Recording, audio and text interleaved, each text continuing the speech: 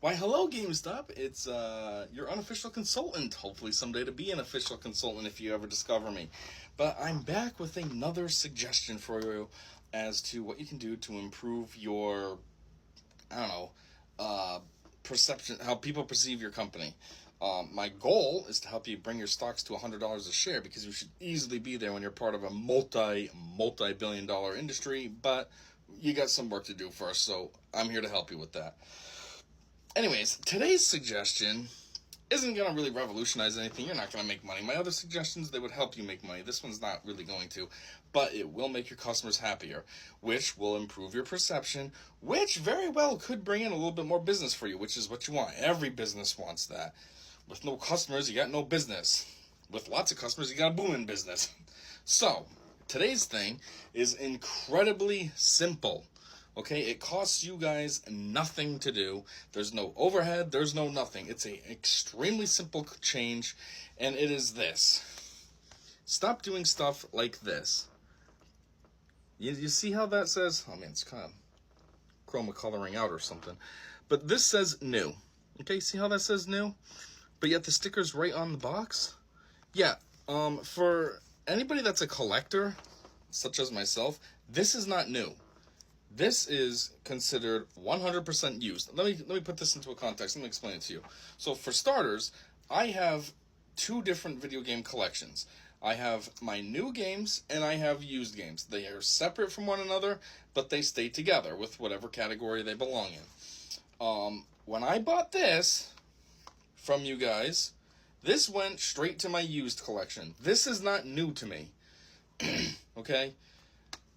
Reason for that, there's a lot of reasons for that. First off, you ripped the cellophane wrap off. I mean, that's kind of the whole shtick of it being new, is that I'm opening it. I'm the first one putting fingerprints on the package. I'm the first one handling the game inside, or the disc, whatever, depending on the console that you have. Me, personally, it's Switch, but if you got one of the other two, then it's a disc. But anyways, that's how that works when it's new. Also, new games have a slimy feel to them. I don't know how to explain it, but it's just, if you know, then you know. This isn't slimy at all. It's kind of sticky. I'm not saying it's actually sticky. It's not that gross and dirty, but I'm just saying, like, the slime is gone. It's almost grippy now. Like, it's dried up. This is used. And here's the other thing. So for starters, one of the employees ripped this open. So now their fingerprints are all over this box.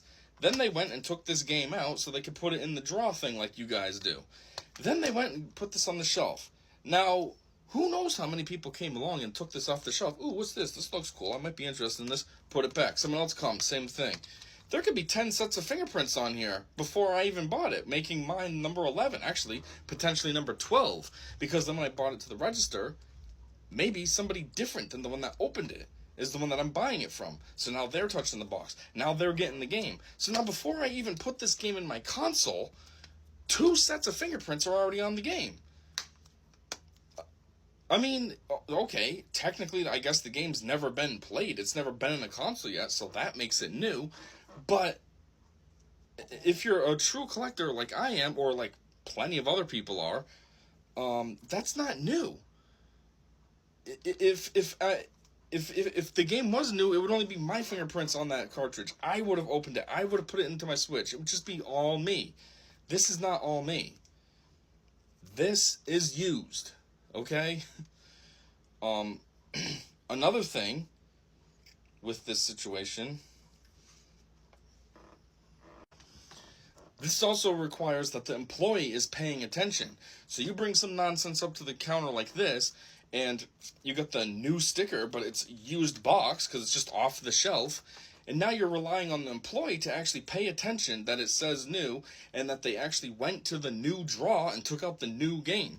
This is actually something that's happened to me before, but the employee actually, or I should say luckily, caught it. I bought something, I don't remember what it was offhand, but I went for the new version, and they grabbed me the used one. They didn't realize until they started ringing me out. Then they were like, oh, you wanted this new. Whoops. And then they went back and grabbed the new version. So all that brings up is, How many times has this happened before? How many times did I buy a new game from you guys and get the used one? So I paid full price for a used game because the employee wasn't paying attention and screwed up. How many times has this happened to other people? You know, how many times has this happened just in general? That people got ripped off with an actual used game because the employee wasn't paying attention and grabbed the used one because you came up with a box like this off the shelf and they just thought, okay, used. So here's my solution to you. You really have three options to retcon this kind of nonsense. One is stop opening the dang games. If we want to buy something new, we will buy it. We want it new, okay? For the most part, I don't buy new games from you guys because of this crap. If I want a new game, I want a new game. I want it in my collection. I want the wrap on it. I want it to potentially be valuable in the future. This isn't valuable. It's open. It's used. The only time I do buy stuff from you guys new is if I plan on actually playing it, like this. I'm a huge Star Wars fan. This is an awesome collection. I did plan on playing, I should say. And so that's why I bought it. I was like, if I get it new, that's cool. If I get it new, whatever. It's already opened. It's easier to pop it into my console now. One less step for me. But there's been times where I actually wanted a truly new game, and I said, forget it, I don't want that. A perfect example was Pokemon Violet. I went to GameStop, took the new box off the shelf, brought it to the register, and that's what they were going to give me. And I said, oh, do you have actually new, like still wrapped up and stuff? And they said, no, this is all we have at this time. And I said, oh, okay, never mind, then I'm all set. And I left. I don't want that fake new crap. I want new. I chose new for a reason. I want new. You know what I mean? Like, you don't have a new house built and then have to wait for the current tenants to move out before you can move in. The house gets built, and when it's done, you move in. You don't buy a new car that has 10,000 miles on it. You buy the new car with, like, 10 miles on it, just enough for the manufacturer to make sure everything's kosher. So, you don't buy a used game and pretend it's new. So anyways, you have three options, really, on how you can retcon this. One, stop opening your games. That's stupid. I don't know whose idea ever this was that, oh, we're going to open it and still call it used. We're going to make it a used game, but we're going to pretend and call it new still. Stop doing that. You guys make fake boxes all the time for your used games. All the time.